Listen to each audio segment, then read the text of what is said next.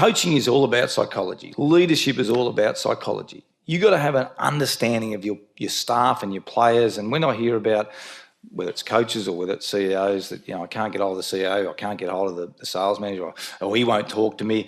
Your whole job revolves around communication. You've got to know your staff intimately. And it's, certainly from a player's point of view, players coming in your office all the time. Where did you get that from in terms of your ability to relate to people? Well, I think that's part of trying to pick a leader and trying to, if you're headhunting leaders, that's one of the first things that I would look at. A person that's got empathy, a person that communicates naturally, a person that's personable. I mean, that's a trait that that you need to have.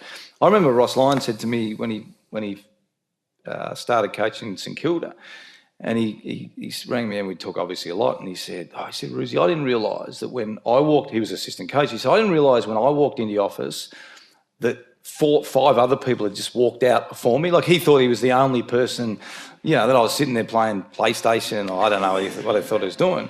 But that's fine. I mean, I said, mate, that's fine. That's what I'm there to do. He didn't have to know. All he needed to know was when he was there, he was the most important person.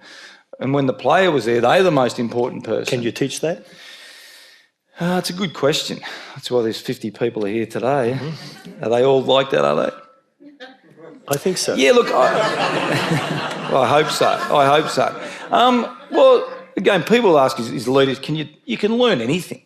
You can learn The military say you can teach leadership. Yeah, absolutely. Yeah. But we're talking about at the highest order. Can you teach leadership at the highest order? Well, you have to want to learn it as well. As I said before, I mean, let's be clear. Some people don't want to be leaders. Yep. They choose not to be leaders, and there's nothing wrong with that. There's nothing wrong with that at all. Yep. So if you make the decision you want to be a leader, yeah, you can learn it. I think the greatest impediment to success is ego.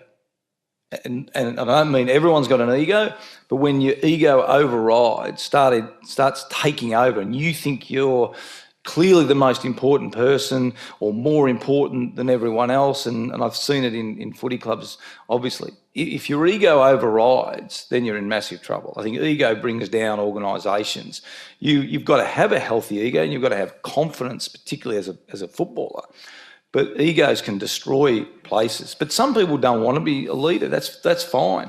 But I think if you make the decision, I think you can learn, but often it's the ego that stops you from learning.